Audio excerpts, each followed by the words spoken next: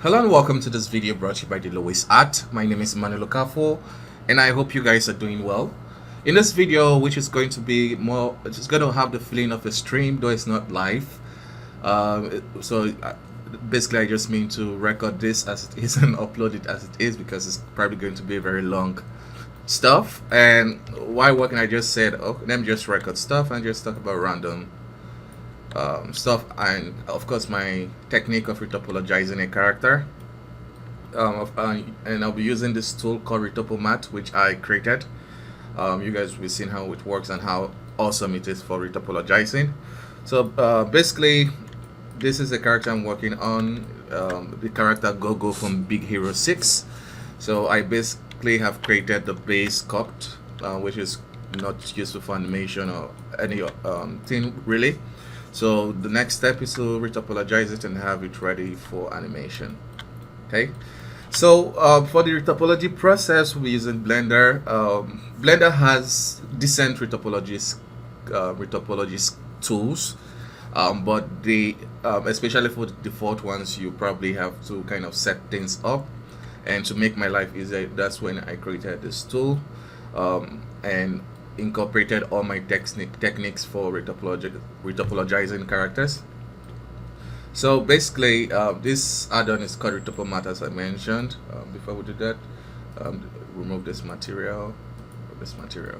So it works in Eevee to simulate basic features you want in a retopology tool, basically to see through your dense mesh while you retopologize. So all you need to do is, like, if we select this plane and click on Add Retopomat, and this is going to be the reference mat. So we can add a reference mat for several objects to kind of overlay them, and you have the ability to change the color of any individual one you create. You could even change the color of this. You could add multiple and have different colors to kind of color code your retopology, especially if you're dealing with multiple objects. And it also comes with lots of cool modifiers and setup, which we'll be seeing in a bit. So let's start up. So I will just move this into place and let's start the retopology process. So for that, we also need to enable Blender snap feature. We'll set this to face, and that's that. Then we can jump into edit mode and start working. Okay, so we can just grab the points and snap into place. What we'll be trying to do now is to get all those nice edge flows, and since I'm going for somewhat low poly, we'll just spread this out. So that's the great thing about being able to see through your mesh. It allows you to kind of really have, or at least kind of direct everything like you call a master effectively. Because if you're not really seeing it, you might get caught up trying to match the visibility of projecting the mesh, and then you have lots of unneeded geometry. But being able to see through it really is quite helpful. So as you can see, we can move this and you can still see through it. So that's the awesome part. You can also adjust all this visibility with playing with the alphas of any selected object. And for the retopol object itself, you can play with the visibility. By default it's set to 0.2. Okay, so let's move this into place. So we'll just lay out the edge flow for the most important areas. A quick tip about like edge flows: most people get carried away with like trying to stick to a default one, or maybe you get a reference online, which is definitely helpful if you're starting out. But my experience from lots of projects is that most character requires different type of, or at least most character requires different retopol flow that you need, retopology flow basically, and also even most characters also require different areas of concentration for those good topology. So usually the face and the mouth is typical. Sometimes the nose, depending on how it is, might require different. So you just especially if you're starting out, you just want to know the fundamentals of how it works. Then you can apply it or break the rule if you want. Okay, so this is this add-on which is called Retopomat. The name Retopomat is kind of obvious, since that its main key feature which allows you to see through the object works on the material level, so that's where the material is. And the retopo, of course, is because it's built to be a retopology tool. So now if we click on mirror modifier, you can see it just mirrors it, and it takes into account of the last selected reference material object to kind of determine the origin, the center point. Okay, so let's see. So at this point, sometimes you might want to kind of define the brow region, this muscles here. You probably want to, sometimes you want to create like topology for that. But for most characters that you want to look soft, usually it's not advised or required. So I will just keep extruding this nice circle loop.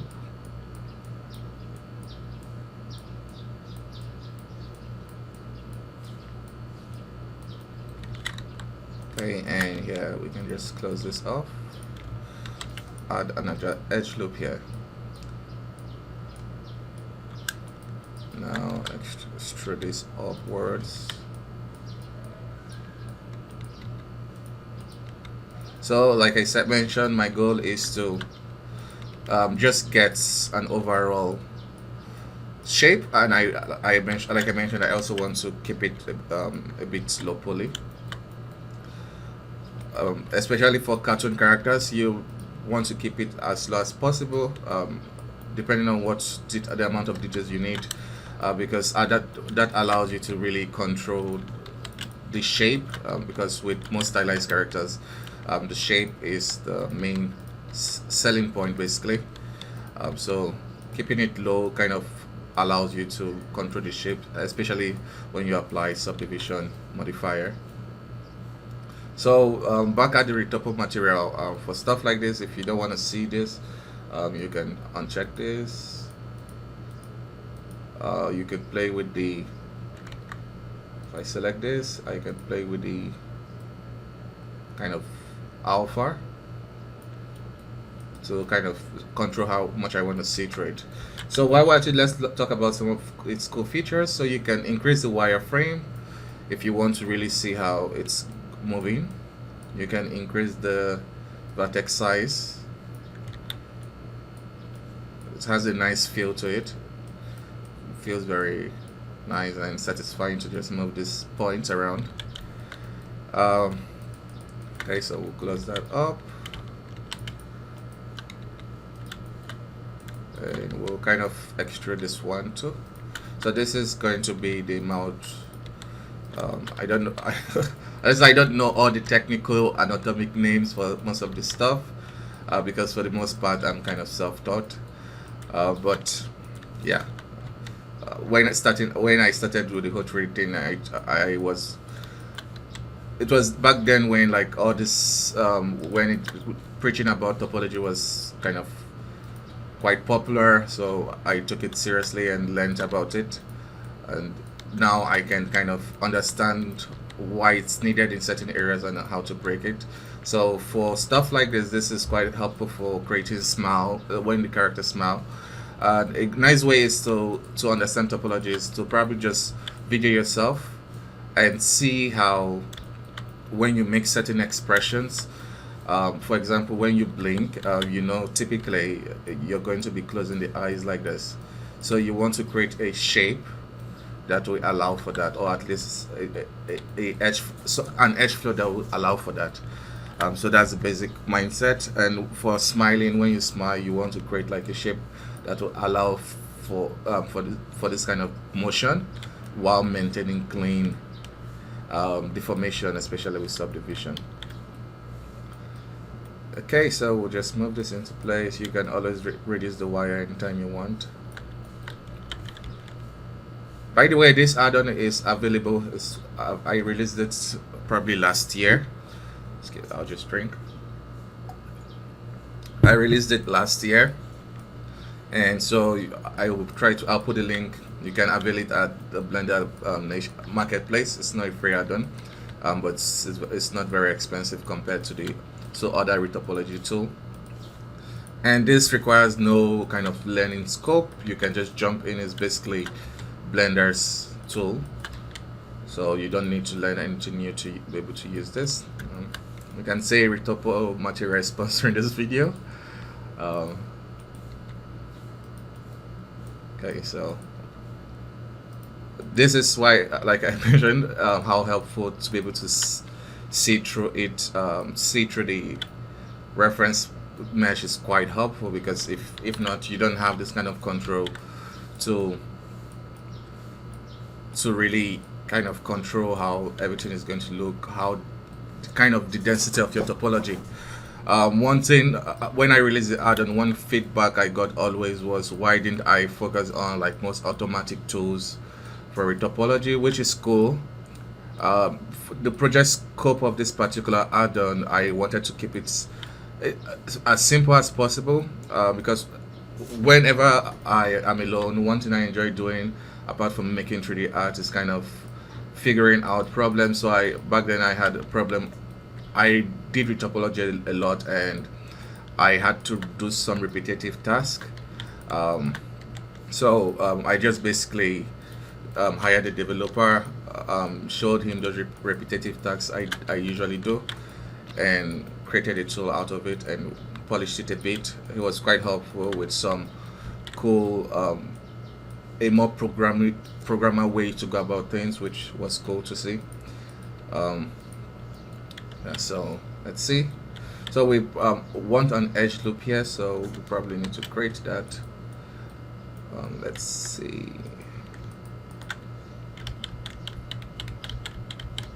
So basically I want this loop to go up to this point, and to do that we'll probably have to delete this.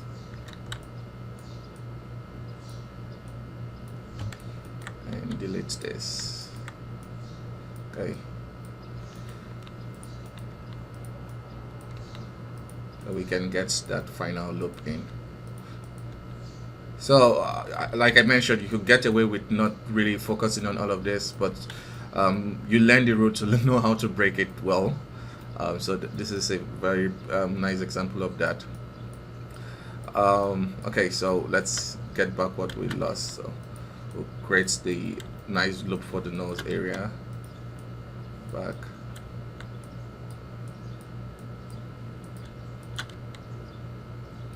So like I was saying, some feedback I got with this add-on when I kind of published it was, people wanted more of the automatic tools for retopology that will probably make your life easy, which is cool, but I was also limited by the project scope.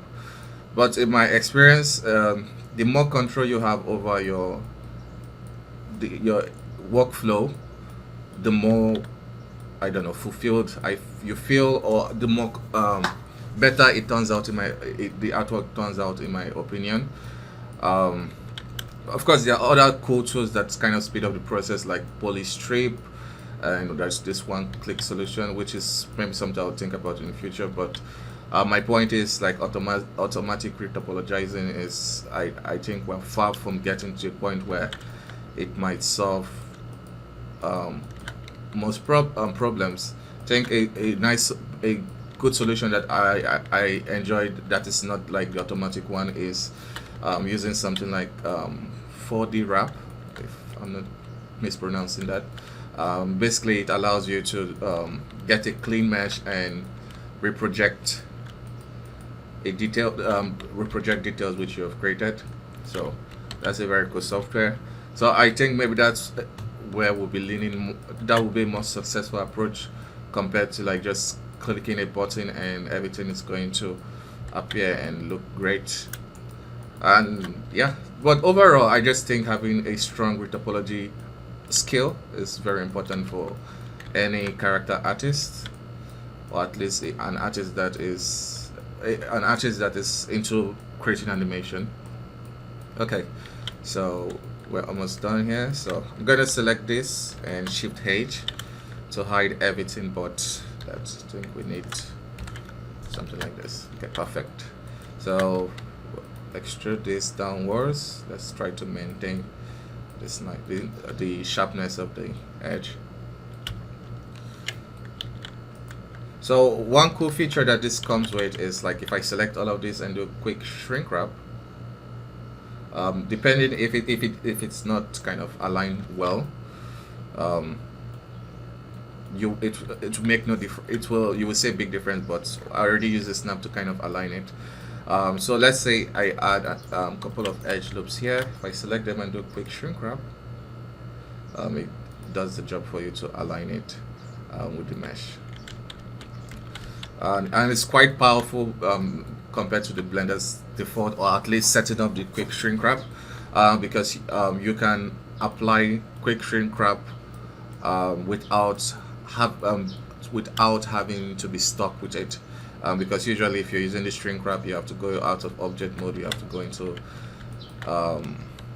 go out of edit mode and go into object mode to be able to use it. And you have to create poly group, you have to create your vertex group, especially if you don't want it to kind of mess up everything. But this kind of makes it easy for you to use it without worrying about that. Okay, so let's create room for this ridge here.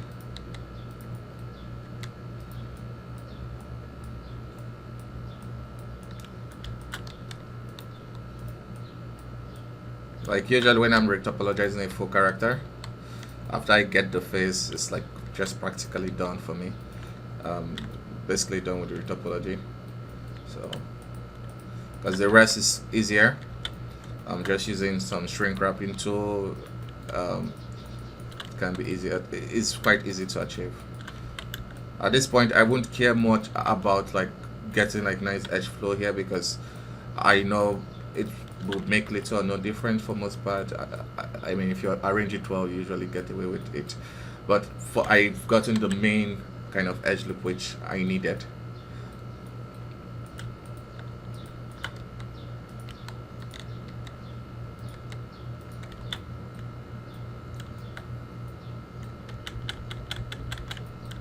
Okay. So let's bring this down.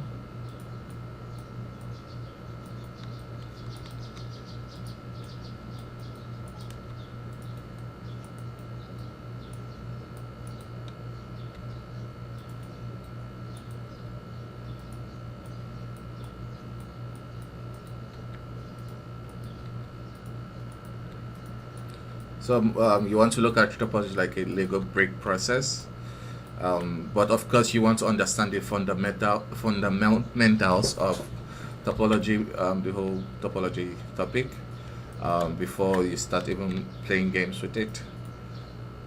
But usually it's just few practices. Practice can get you done, and of course the best teacher is making your own mistakes. You can learn from those mistakes when, like, after you create a character and it basically fails when you apply subdivision, then you can look at what you did wrong and what you can do better.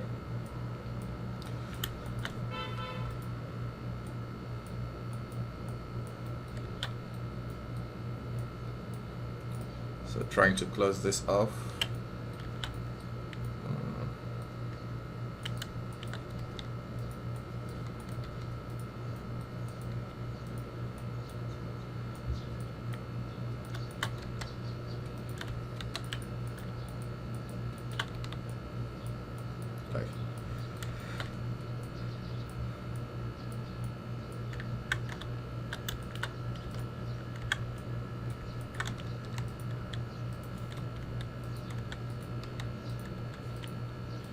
So you could get away with few triangles in areas where it doesn't make so much difference.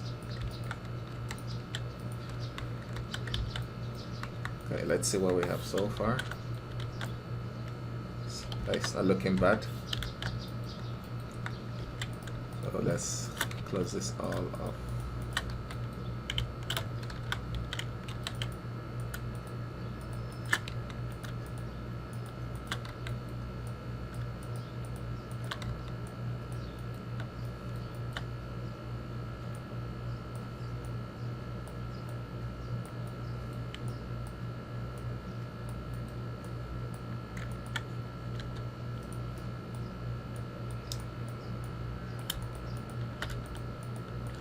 So even with your topology process, sometimes you can just add loops to solve a particular problem rather than kind of having to redo certain stuff. But at the end of it, you can go in, kind of figure things out and clean where it's needed. So I'm just adding an extra edge loop here to make sure the face stay even, and I will use this quick shrink wrap.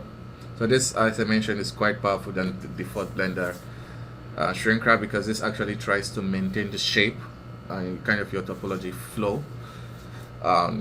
It also has lots of parameters for you to play with. You can play with scale, you can kind of pull things outwards, you can really, there's a lot of control with this. That's my point. So you should definitely check this out if you are just okay with not having a very complex retopology tool. Just something that kind of optimizes certain repetitive tasks, because this fits so many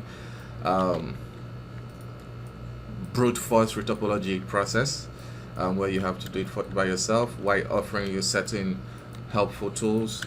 For example, if you prefer working with thickness modifier when retopologizing and you want to work in object mode, so that's an option here. You can always use the thickness as a factor to kind of drive your retopology process. If you want to use offset rather than thickness, you can use offset, and if we use random color, that works too. So like I mentioned, this is kind of the brute force way. It's not really brute force because it offers when I say brute force, it's just like you go in and do yourself. That's the way I tackle certain issues when like there's no kind of more efficient way of doing it. I'll just like, to hell with it, I'm just gonna brute force it, and it make me sound cool and like going into battle. And yeah, okay, so we're almost done with the most critical part of the face.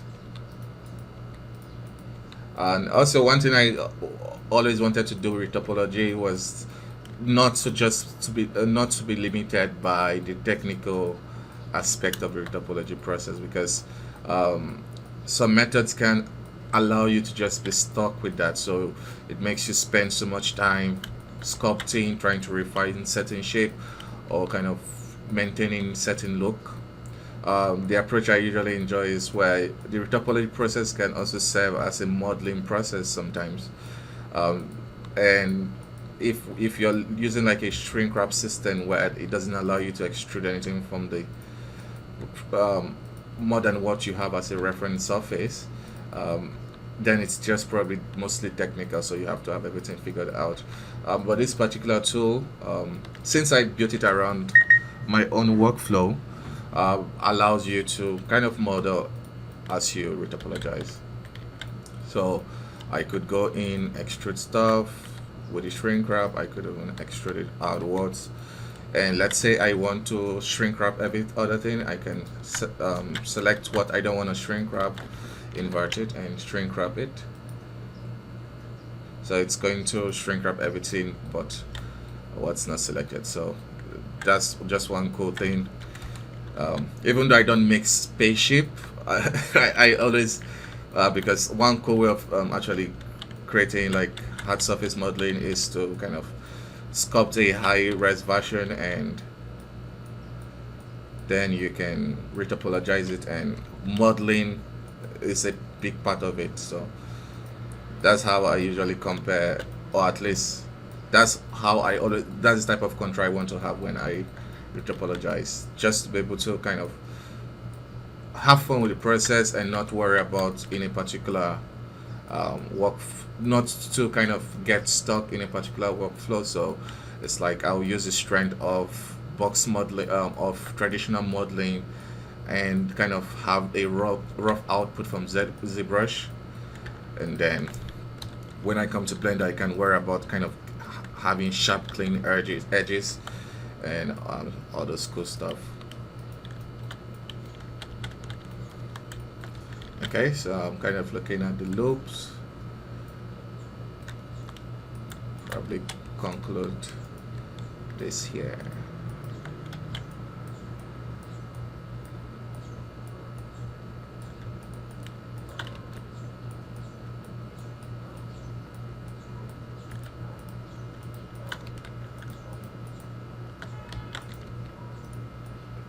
So I want to break this off. Well, let's see. And this is fine.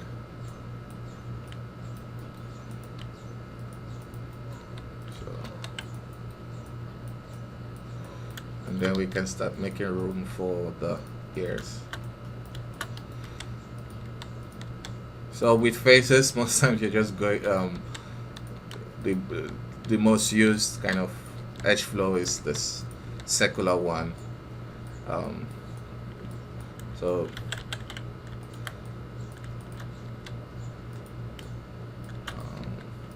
okay, and connect this. So we have everything set up for the ears, which we'll tackle later. Okay. I don't need you for now.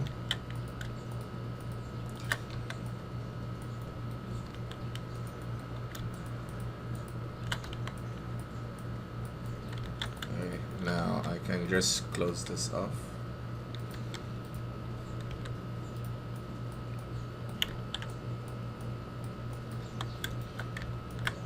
So like I mentioned, once I get the head, it's like I'm practically done, because now I could just keep extruding and projecting. Of course, there are certain parts you want to get like fine control over, but for most part you could get away with stuff. So I could just do the quick shrink wrap, and it does that.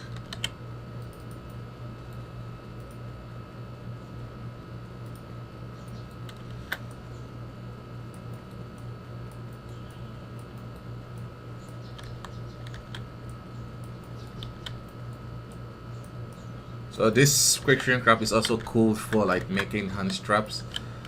Like, you know, when you're working on, I don't know how they call it, most cool characters, like those warrior types, where they have this kind of cloth material wrapped around each other. This is definitely awesome for that, because it provides mostly everything you can use to be able to create that, like solidify, offset, to create variation, or at least the layering effect. And you have the quick shrink wrap, so this is awesome for that. Okay, so let's close up the head now and also create the ears. So, let's pull this.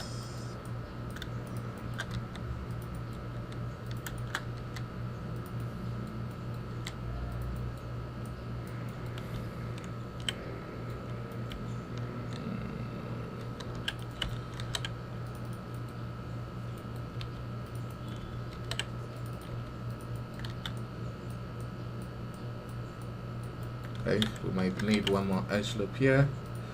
We'll quick shrink wrap that.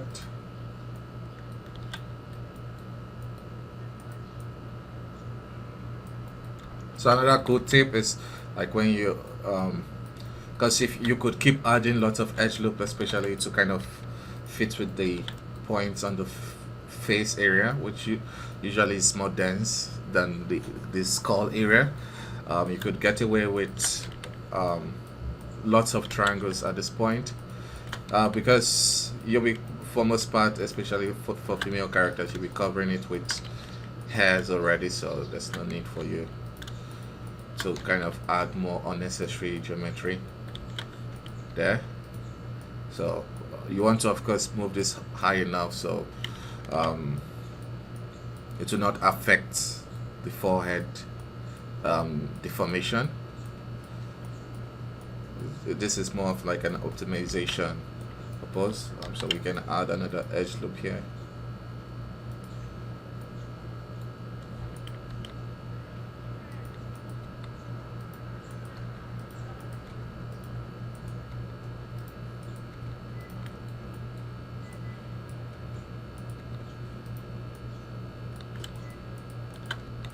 Close that off.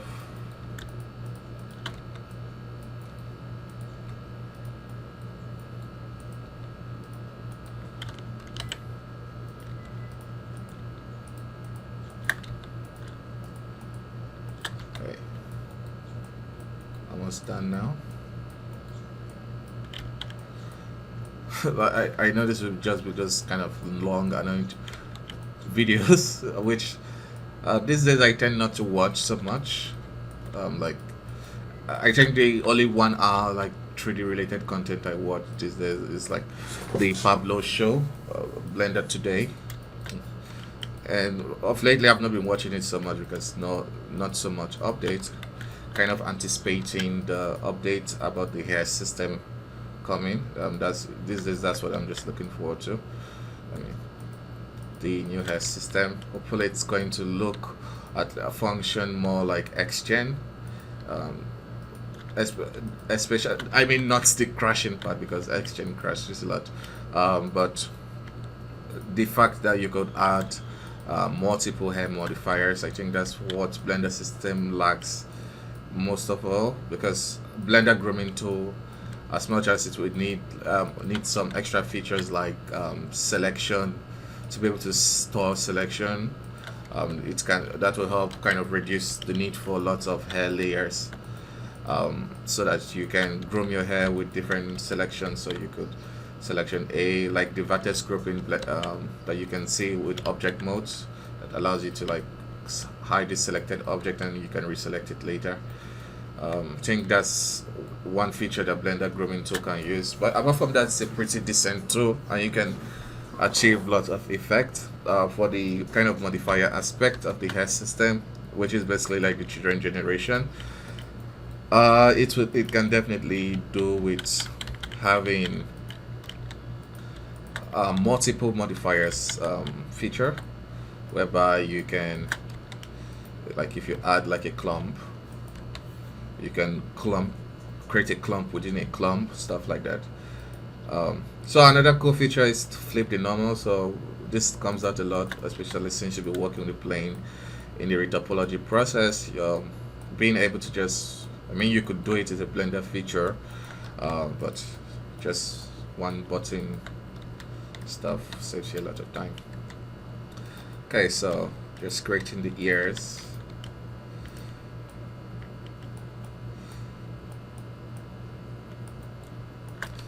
Yes, quite tricky for most part. Um, like for most things, I just get the overall shape. The more you kind of do certain things, the more you see the unnecessity for certain parts like that. Like when you're starting out, are like considered as do be all and everything. Just becomes like, okay, I've done projects where that didn't really help a lot, so I think I'm gonna skip it for this particular stuff. It's just knowing. I think what you get from experience is um, just the ability to recognize and understand, or at least you can be able to kind of plan just by you can plan well. Basically, that's what I think you get for experience, and then you can choose what to put your attention on and kind of already know what is important to you, rather than kind of being excited or trying to do everything. um, I mean, that applies in everything. Like when I started as a 3D artist, I wanted to basically be the entire. I'm pretty good at almost everything. Maybe my only limitation is like modeling cars, because I've never had really a lot of interest in it. Because I don't do works. Oh, sorry about that. I don't. I am not usually involved in projects that require me to like create a custom cars or like all those cool Lamborghinis. Like in projects where I had to do that, I could just easily download one online. Like worst case scenario, I can hire someone to do it for me. But yeah, so like when I started out, I just felt obligated to be an expert in everything, which with experience, it's not a very efficient way to go about things. At a certain point, you'll probably want to kind of focus on where your strengths are and get really good at it. So I'm a character artist, but as a 3D artist, I also want to improve my skill in hard surface modeling as much as organic modeling. And even just doing it, being a character artist, that still offers lots of opportunities for that, because you could create those, you could kind of satisfy those each as for a hard surface with creating armors, creating cool robots, or even sometimes props for characters, because that's sometimes your client just gives you, or for your own project the character just comes with certain props that you probably have to make. So just understanding that, okay, this is the area I want to focus, rather than the entire 3D industry of like back then I used to focus on simulation, so focus just basically anything 3D. It was fun. It's fun when it lasted. um, okay, so I'm kind of optimizing some of the point not to add up so much. It will not be so problematic, even with subdivision, and especially since I'll be covering it with hair, so I could get away with that. And this is not like a character for animation.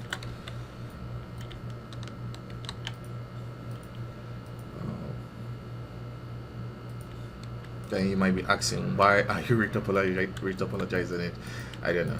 I find that even when for my own personal artwork, having a clean enough topology, especially for the features which you want to highlight, or features that define the character, is very an important step for it to look good. Like for my personal life, and even to my art, like to my kind of professional life, my belief is simplicity and clarity is everything. So if you're trying to get a shape for a nose, and you're like, and you try to get it with sculpting, if that's your strongest suit, kudos to you. But I know my limitation, because I know I'm not a perfectionist in that way, where I would spend like hours trying to get the sculpt to look as good as a hand model geometry. So I know that, so I avoid it. So I usually just, what we're talking about. Anyway, so I believe, like, to get really good artwork for myself, to have good controls, I enjoy kind of retopologizing it to get it to a point where it looks really good, or at least I can have enough control the UVs effectively, control the vertices, and control how the subdivisions will look. Okay, so I think we're done with that. Let's see how it looks. So you can turn off the wireframe modifier anytime you're done working with it. So mission accomplished. We retopologize the character, getting the shape without having to add unnecessary topology, geometry count. So that's a win for me. So this is how it will look without the retopo mat, but with topo mat, you can see how it looks. So the wireframe is also visible in the object mode for you to see. So we can basically just keep going. Okay, so for the rest of the body, let's get into that. I'll just make sure everything is spread out nicely.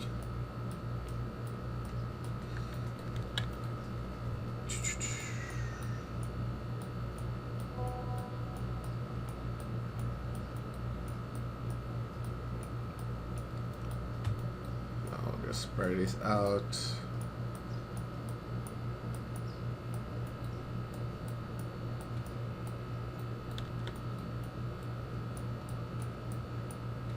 Okay, so we're gonna extrude this,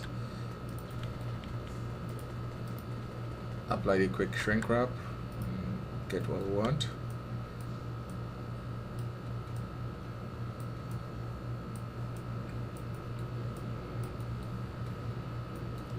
So you can always turn off the mirror modifier when you kind of scale things too much. So you can just move them back to the place.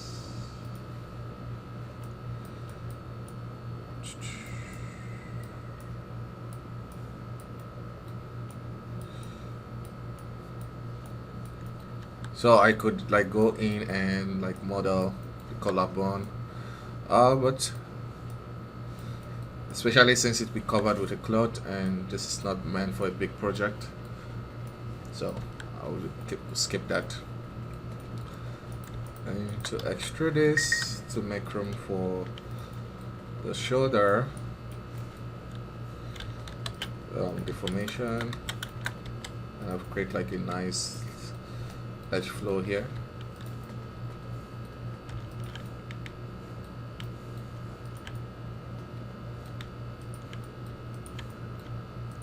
Basically, I'm control clicking to do that. So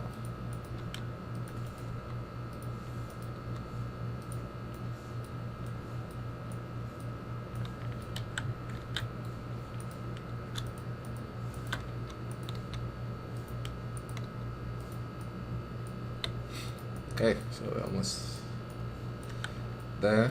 Also extrude one down.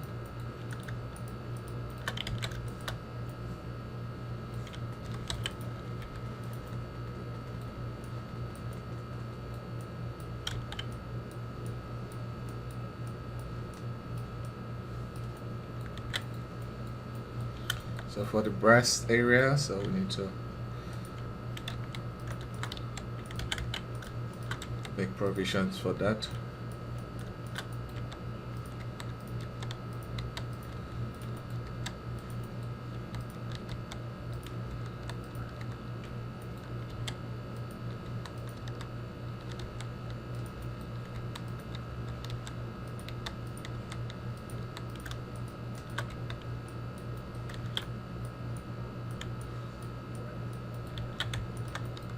We could just straight it in.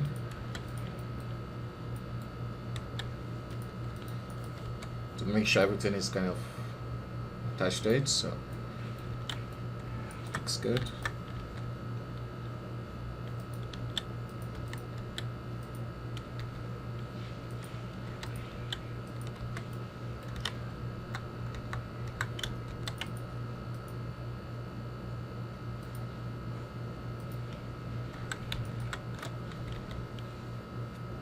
Okay, so we can connect everything now.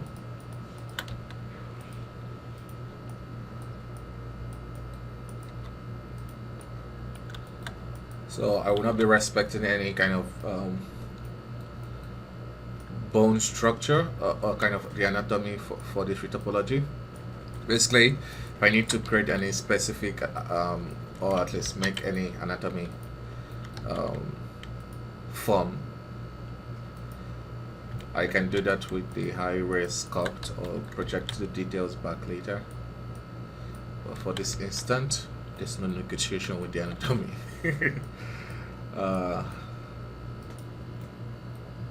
So let's close this out.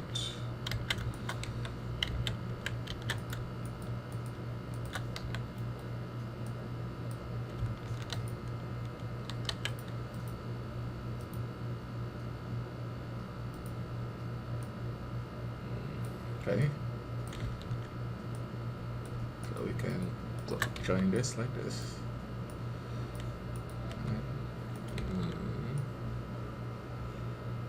Okay.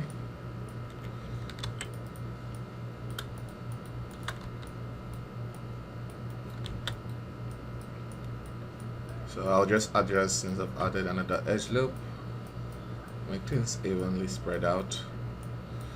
We will not have like any artifact when we apply the subdivision modifier. I think we need one edge loop here.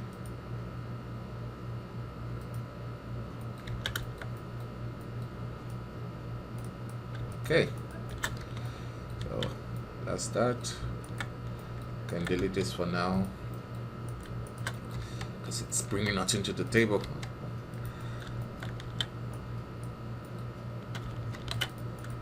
And this, add a couple of edge loops and just click it. Since we have the snapping turned on, just snap onto the surface. Okay.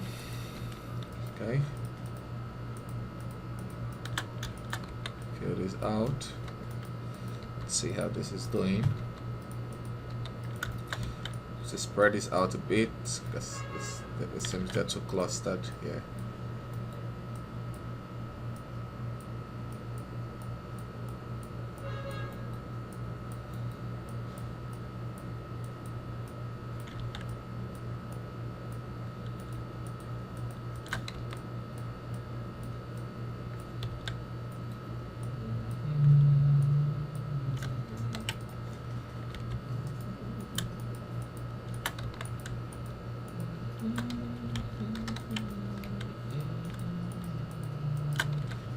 So you can avail this add-on if you think it's for you.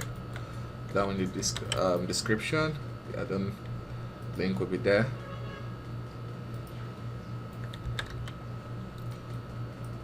So I'm just making sure everything looks good before I proceed to do other stuff.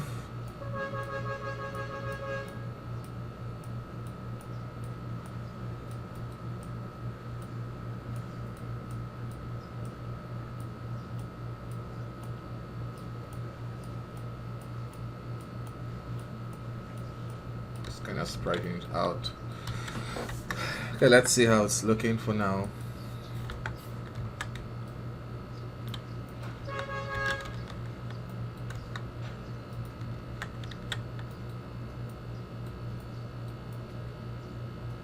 It's not looking bad. If I do it one more edge loop there.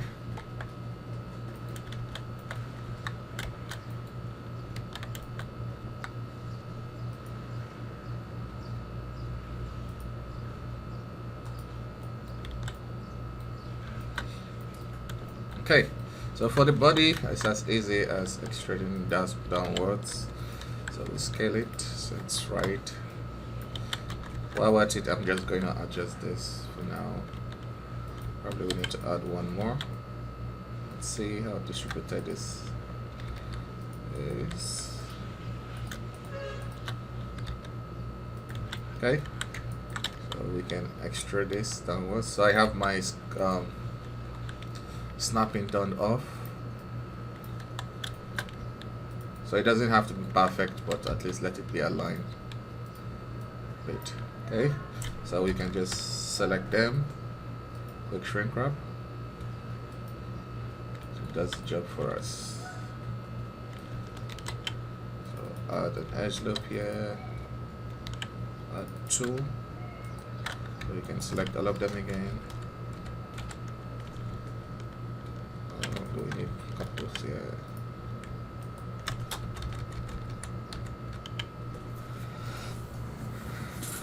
Okay, it's looking cool.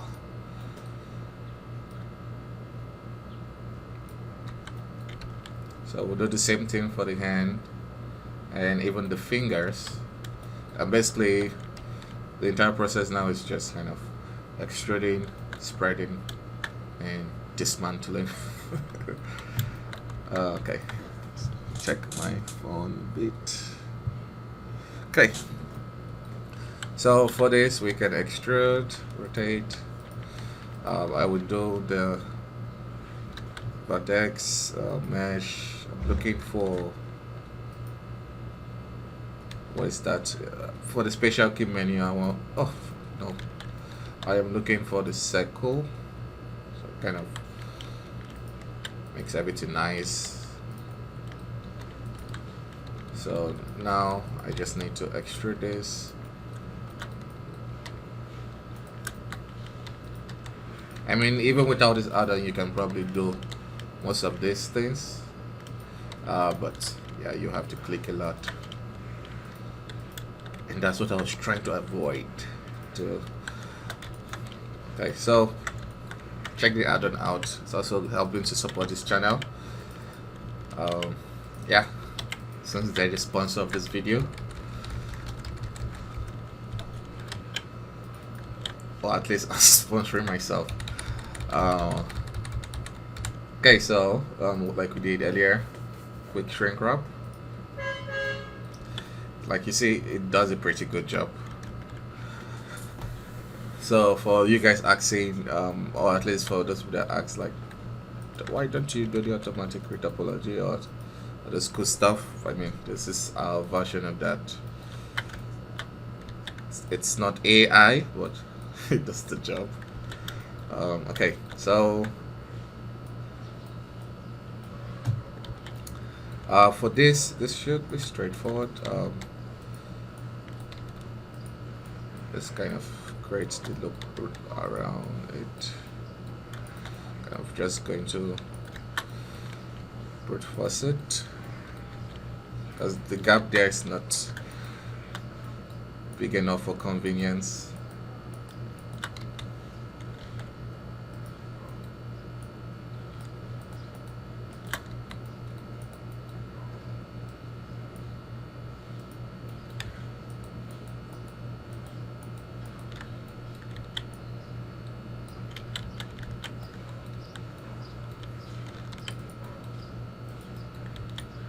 Okay.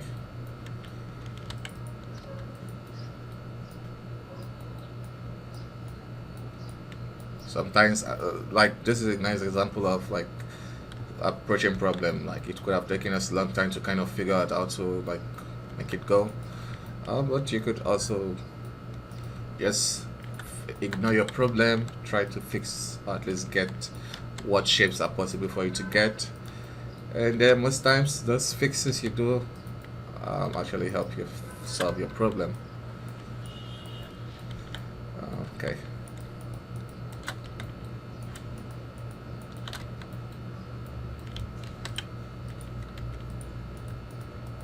Move this into place.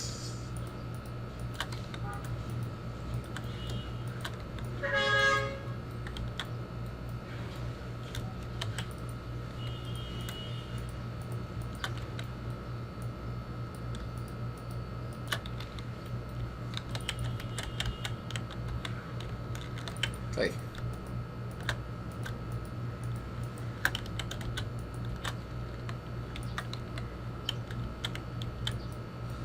So what's happening with the symmetry here?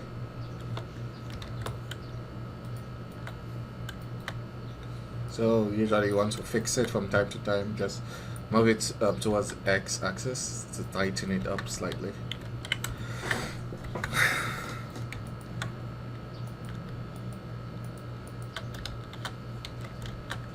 Okay, so that's that.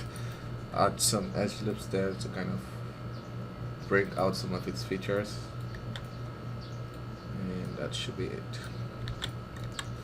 So for the leg, we'll do the same thing we did earlier. Z, do this circle. So before moving, I will turn off this mirror so there's no kind of merging happening there. Now I can extrude this downwards.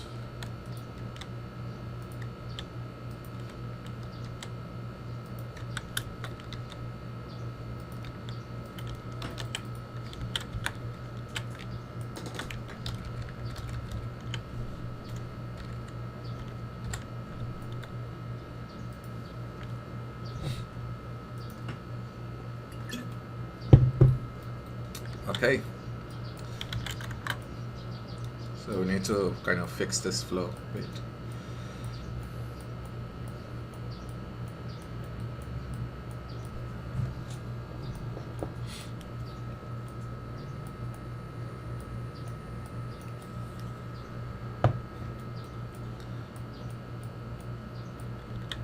Okay. So let me know in the comment what you think about this workflow. Do you think I'm a fraud? This doesn't work? Kidding.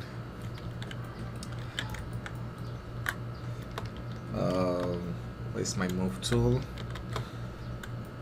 And also I know I used a lot of shortcut, but I don't think this video is like your typical tutorial showing you like a step-by-step process. Just that this was fun of showing you like how I approach it, and of course promote my add-on in the process. But yeah, the add-on is definitely useful, as you can see.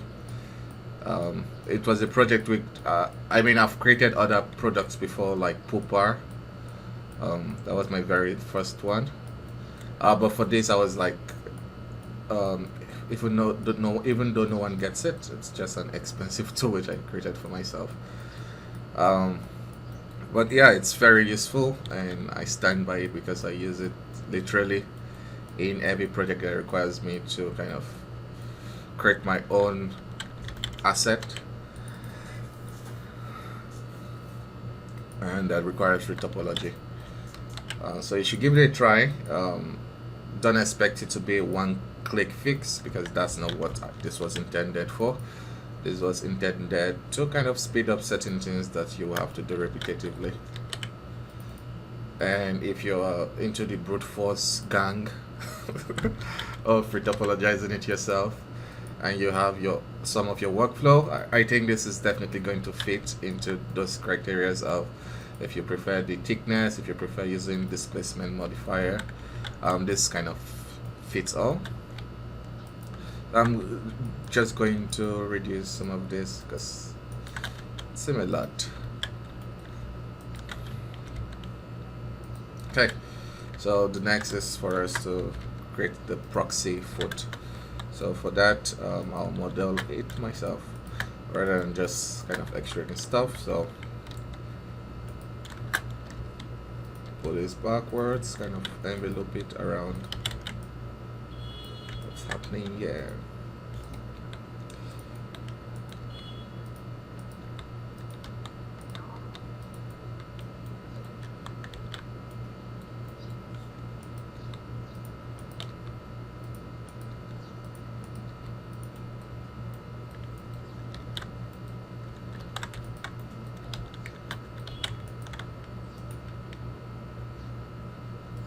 Okay, so just using a quick shrink wrap. It's quite awesome.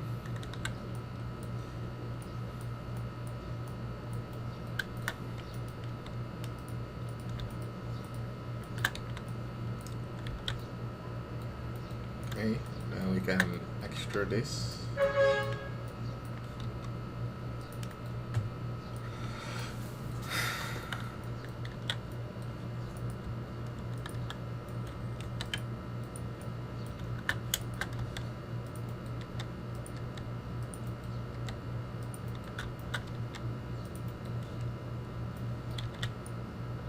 I'm not like very precise with this because it's going to be hidden later. So like, put your money where your mouth is. So I really put my money here so much so that, but of course getting an overall clean shape is nice. So trying to speed up because I have to be somewhere very soon. I'm kind of going to the barangay. I'm currently staying in the Philippines, and that's what we call like the area council. I don't know the comparison, but we call it the barangay here. So I have to go in a bit to inquire about my booster shot.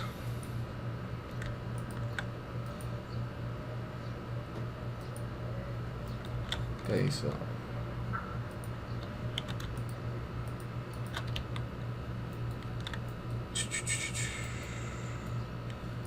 we're almost done with this. Let's see. It's coming together.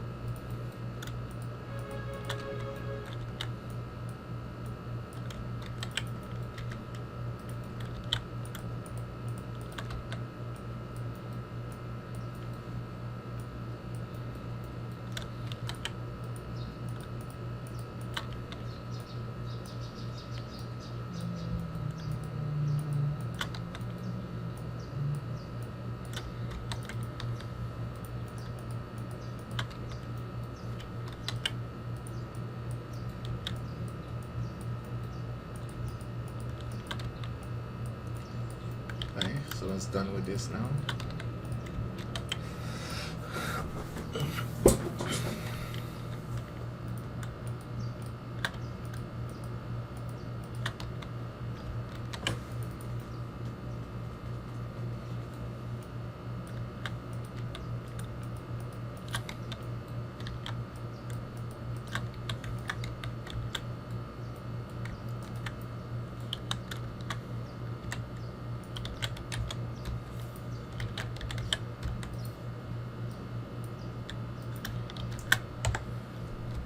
So I'm kind of hiding everything except this. So allow me to see easily what I'm doing. It's like just flips the viewpoint with Shift 7 or Control 7. Shift 7. 7. Shift 7. Yep. 7. Okay, Control 7. Sorry. To help you flip the view. So 7, if you have your emulate numpad enabled, 7 will give you the top view. Control 7 will give you the inverse of that, and so and it applies to all the other views. So it's quite helpful for modeling. These days I don't think I see it very often, but the quad view that's quite popular back then for modeling. I never used it, so still don't use it. But it's always cool, especially like in like software pages where they're kind of showing their modeling tool, just like, oh yeah, we're expert, we work with 4 views. Let's see, do I like how it looks before retopology or not? I think I prefer the retopology, the retopologized version. It's cleaner and maintains more sharper edges. But let's see what works. Maybe for setting half part of it. Maybe around this region, I will quick shrink wrap it, and then I'll leave the parts that I like. Okay, so this is what I was mentioning earlier about like having control while retopologizing, so you can control the shape of our shape later. Okay, so we're going to end this video with the hand. So let's make that happen. I'm going to select this, shift H, shift hide other things. Let's begin. So just standard pulling edges out. So we need an edge loop here to really emphasize the shape transition. I mean, we could get even very detailed with it.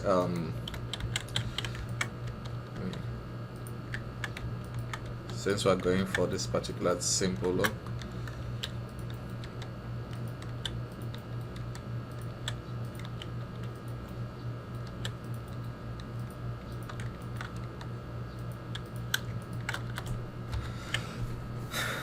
quick shrink wrap to the rescue. Okay.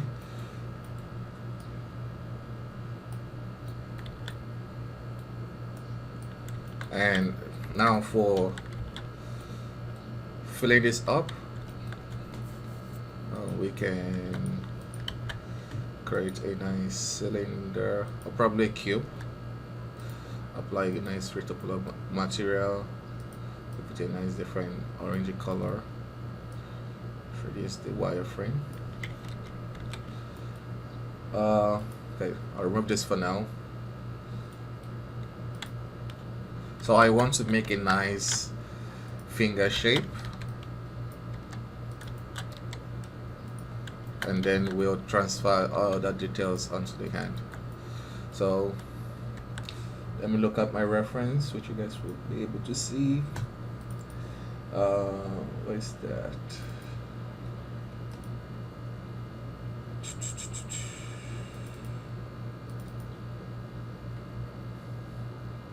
Okay, so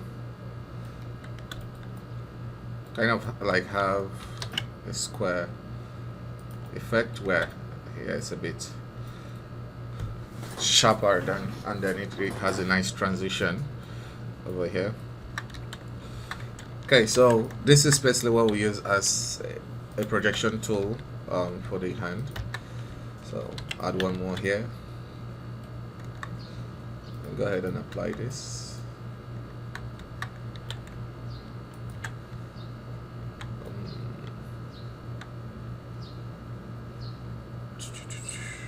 Okay, we'll reduce as needed.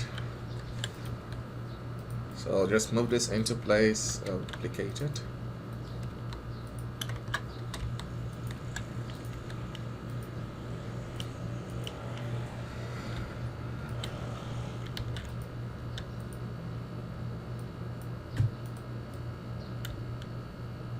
Just reduce the wireframe. And probably hide this too, just for clean, making everything nice and easy to see. So quick shrink wrap, so you can actually do that in object mode and it works too. I think we shouldn't have applied the subdivision. Hopefully it's not too late for us. Okay. Whoa, nice. Okay, so like I mentioned, I want to keep things as simple as possible, especially since I understand the style which I'm going for. It doesn't need to have unnecessary details, basically.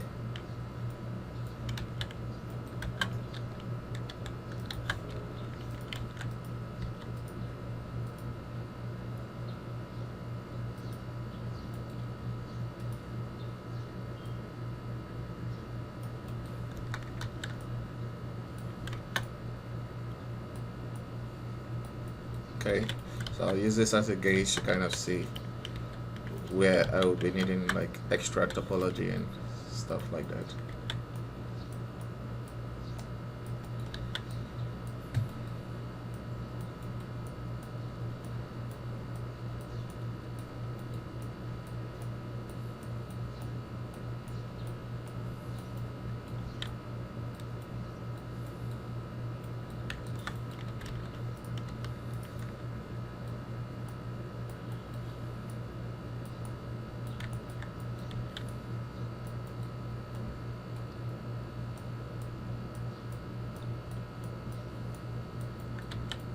Okay, so we can apply the quick shrink wrap again to kind of smooth things out.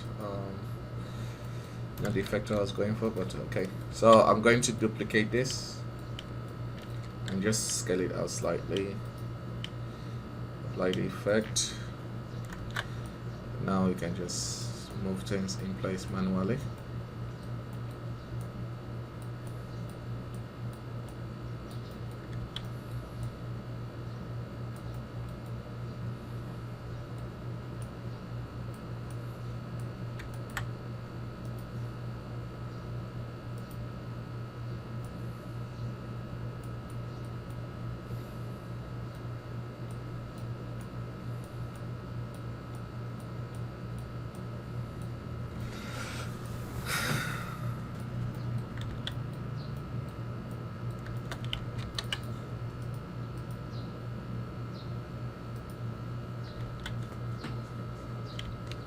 Need extra one there.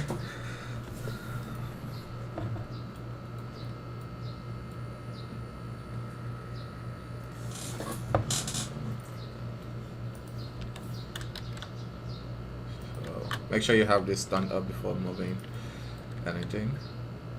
So I'm using the Alt S to inflate it slightly. Maybe I'll also work on a feature to kind of isolate certain projections. It's possible, definitely. We use Vertex Group to hide certain feature or duplicate it, which is going to happen behind the scene, of course, but it happens. You don't get to see it, but you see the result. So I think it will help with stuff like this, where we have like tight geometries, like the finger areas. But for now, this works. Projecting and then going in and come here, you.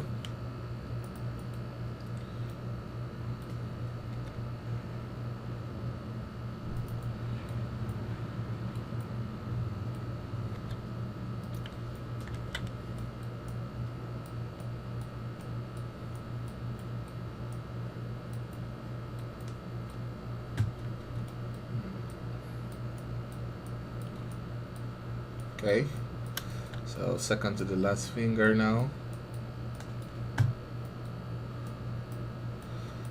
Later we go in and define the shape even further, to kind of make everything look a bit much better. And sometimes when I'm sculpting, I just get it to a point where everything makes sense. It looks polished enough, and then I go and create a cleaner version. In ZBrush, we even use the zero mesher to create a temporarily cleaner version, because it's just basically easy to sculpt on. You have that fine control over the shapes. So this was good off the bat, so that's nice and convenient. And let's do the final one. Duplicate this, inflate it, rotate it, put it in place.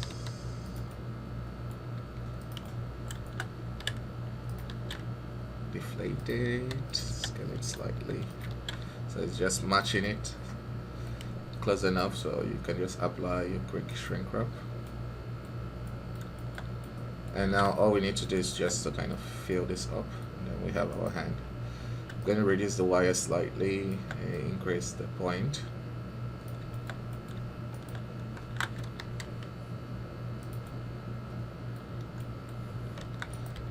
Bye bye.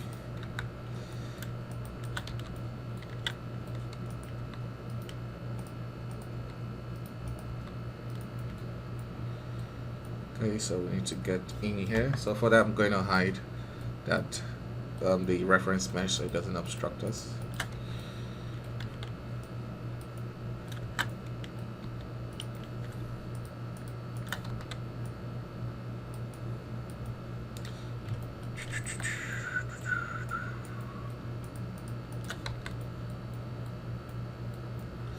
So they have the same amount of vertices, so it should all work as expected.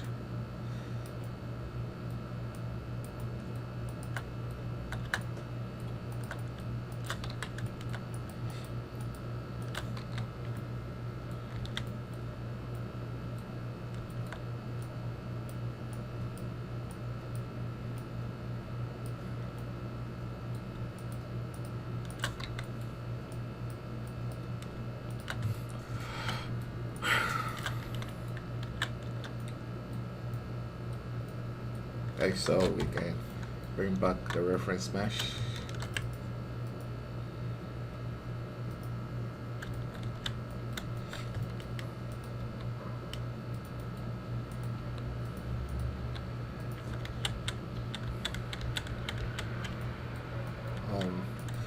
What we can do is to kind of stop the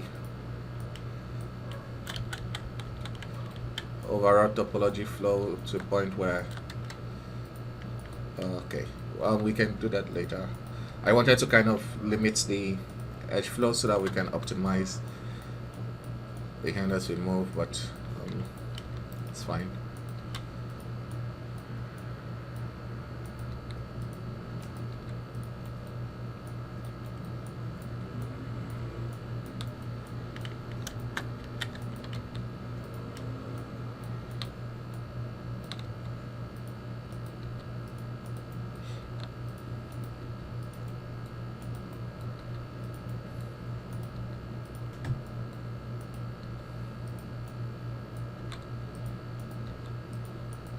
Anyway, if you're not if you're enjoying this content, this is not the usual content in this channel. I tend to make shorter ones. You can subscribe if you wish to see more from me. You have recommendation and like cool tutorial ideas, you can let me know in the comment, and when it's convenient for me, at least I will try to. I mean, my goal was to kind of release video every weekend, but I was not able to do it for the past 2 weeks. I have been doing it since this year started, but I couldn't do it for the past 2 weeks because I was busy with client works and my own personal projects, because I'm kind of concluding my thesis in IT, information technology, so I was kind of focusing on that this period of time. Okay, so I think I need to remove some of these edges. They are quite unnecessary, so I'm going to use the knife tool to create a nice triangle there.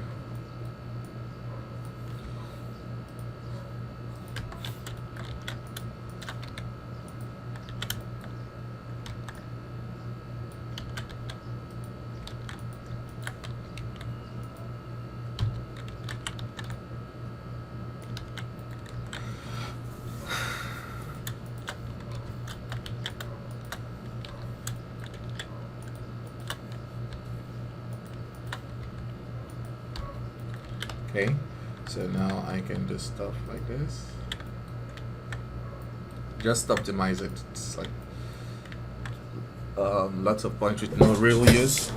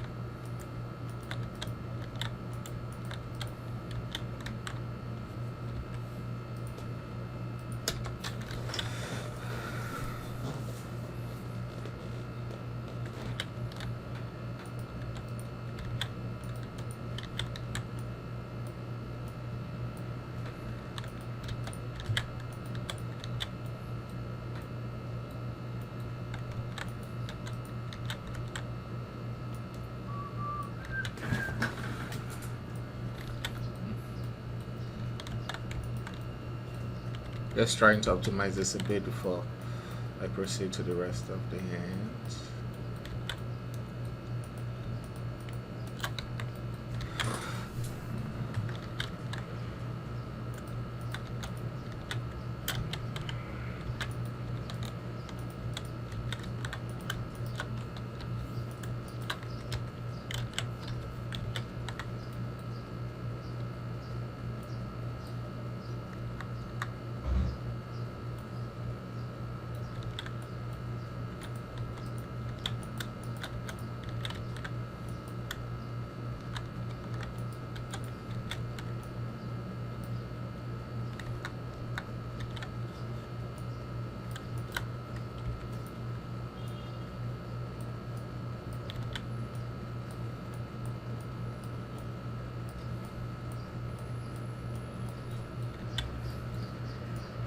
So like you can notice I'm putting some triangles here. Yeah. So like I said, learn the rules so you can get away with it. Understand the project which you're working on, and know where you can cut corners. Sometimes having that high geometry count is fine. It's needed for what you're going for. But for this, I think it's doing me not good. So took them out.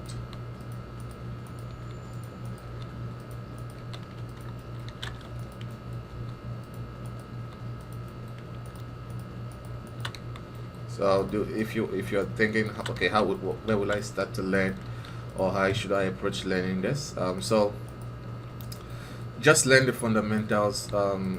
Sometimes just watching random videos about topology, um, hear different opinions, look at different approaches, come up with yours. And like just learn the fundamentals, and of course you will still make mistakes, so it's expected, and I will even recommend you make mistake, but as fast as possible,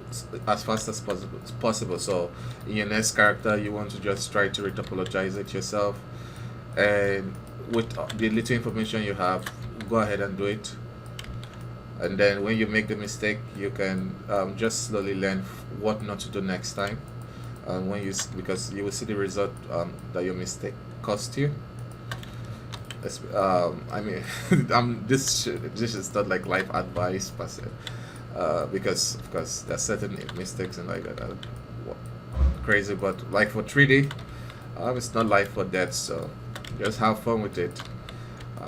Mistakes can be fixed by Ctrl Z, or at least having saved. If you save a lot of versions of your file, I think you're fine. So okay,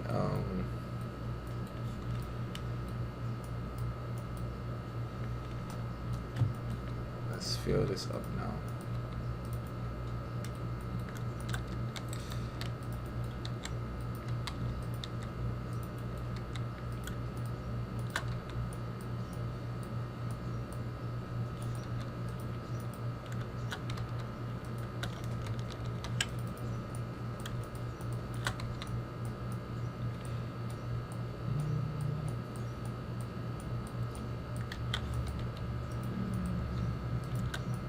I mean, sometimes you don't even need to model the hand, especially if you can find already made cartoon characters that looks like the style which you're going for. You can just copy and use that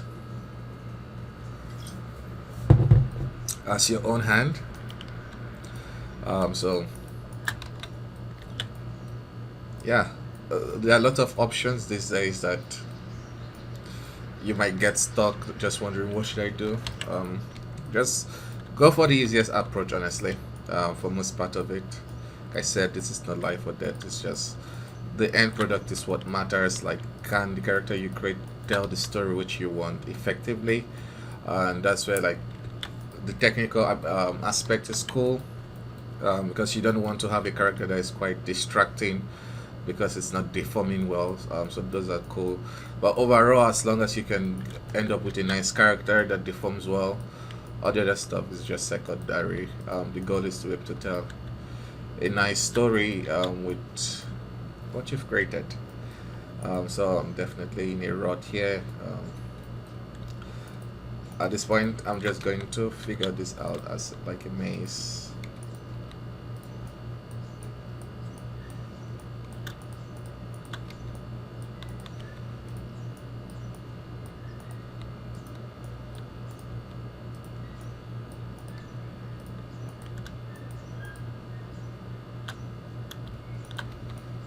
It's not gonna look pretty, but it's gonna work.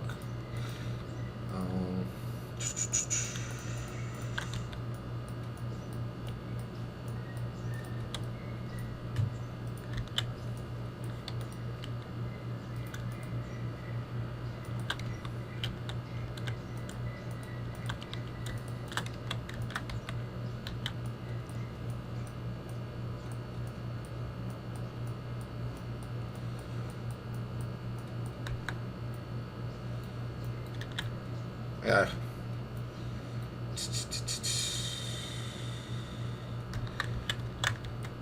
This is not working. It's definitely going to be problematic.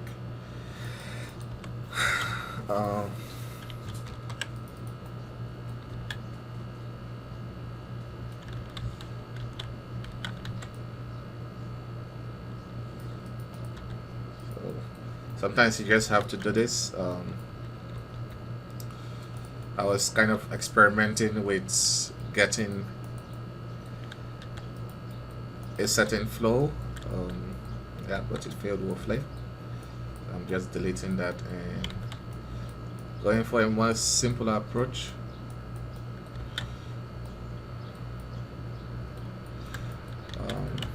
So also you can use the rotation to control the position of the lighting.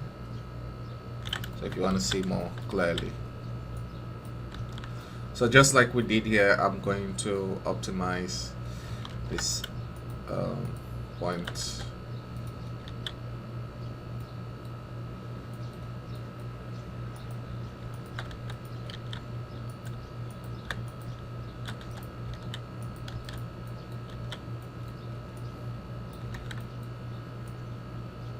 So the fewer we have, the less mistake we'll probably make. Okay, perfecto.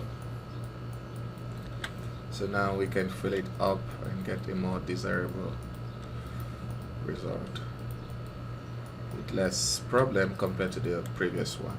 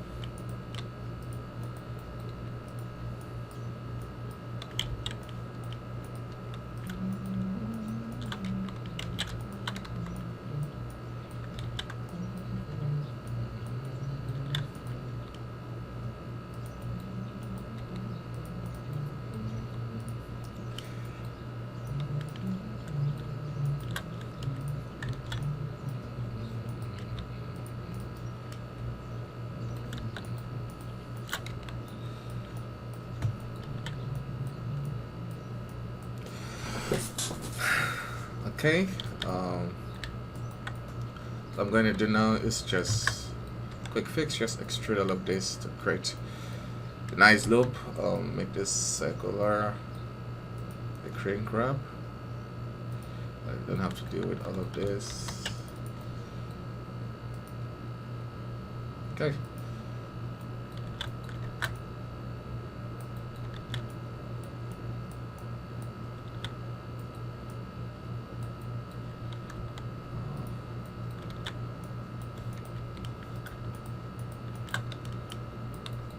So usually that's the one kind of stuff I avoid. I forgot the name, but it's where you have like one point with five conjoining edges. So that one is always problematic.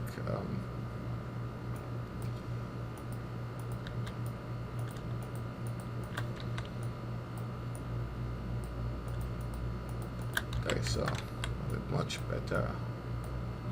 Oh fuck, I just repeated it again. So this is what I'm talking about. This stuff. Never, at least in my experience, never turns out looking good. Hopefully I don't regret it for the third time.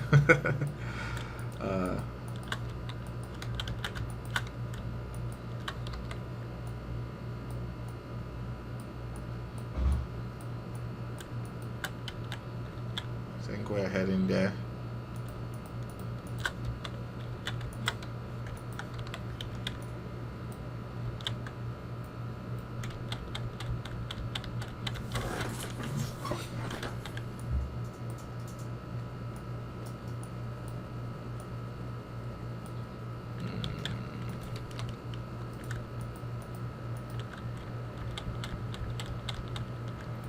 No.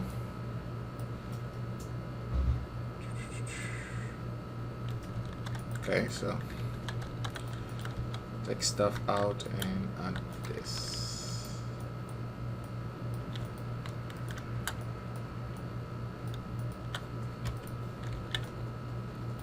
So look over there, take this out.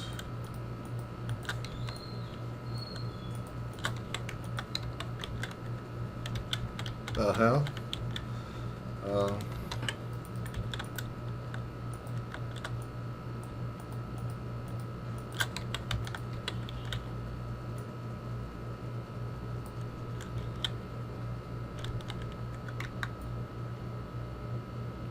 Now, it's bothering me.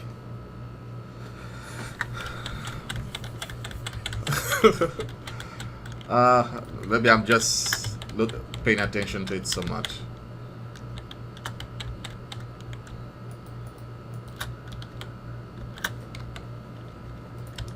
Anyways, we'll talk it later. So for this, we can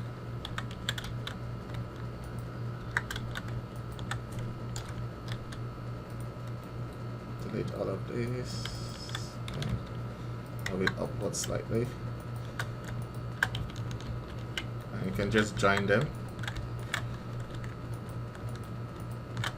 and do bridge. So if you go to edit, adjust last operation and do reverse, or you can play with this twist factor. Not. I think the problem is I had the shrink wrap, the snapping turned on while moving this. So shrink wrap.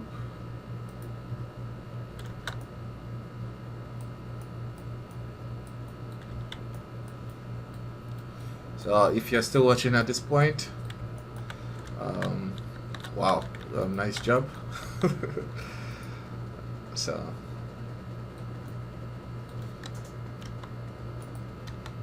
set this to 0, reverse. Not. I have to go in and fix it myself.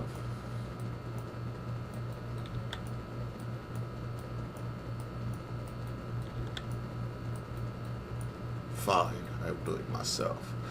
Sounds so nerdy. Okay, it's not perfect, but it works, especially for what I'm trying to accomplish.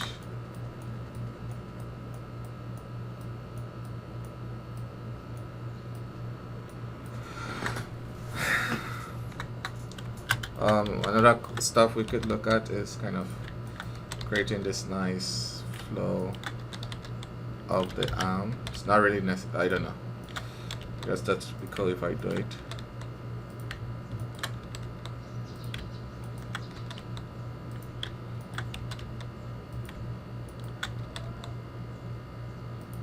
Most of this stuff you just pick it up online. I think the best hidden gems are like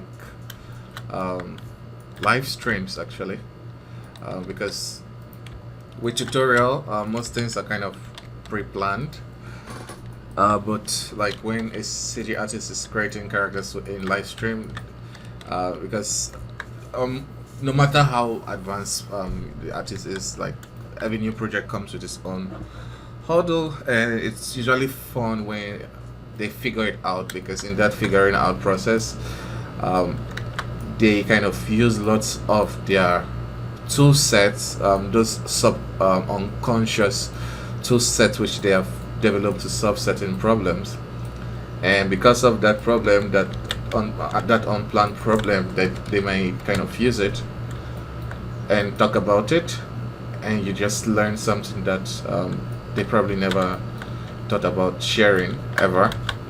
So guess that just go to point, kind of say that.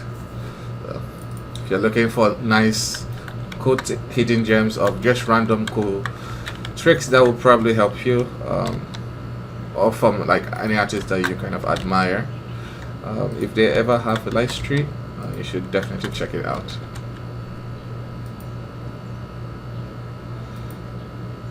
Okay, so let's see what we have. this out. And yeah, so mission accomplished. We retopologize the character, and it was a little rest. We can add subdivision and see that it holds up for the most part. Now we can go in and start cleaning up stuff like this. For example, I could just grab this and quick shrink wrap. Since probably the line mesh is messy by itself, so I can use the relax. So to get a much nicer result there. So this is a goal, to just have a very clean geometry while having it optimized.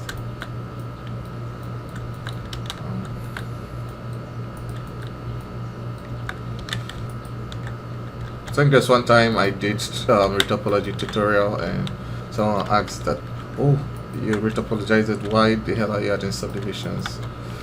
I don't know. That's one way you can check if it works for most part. But if it's for game engine, yeah, you can actually get away with much in terms of retopology for game engine, since what you retopologize, as long as it looks good and optimized, you're pretty much all set there. That's not good. So I want to create like a nice detail in here, so let's go ahead and do that.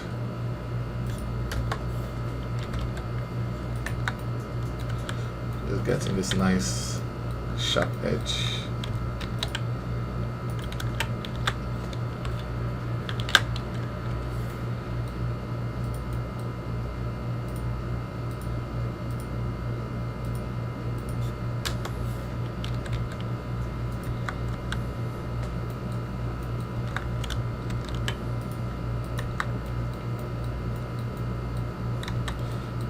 So this, its goal is not to go right into a game engine, so that's why I will use the subdivision to kind of refine those edges that I think should be sharpened. I'll add like some edge loops for those positions, and for the eyes I will handle that, but not now. I think I need to go.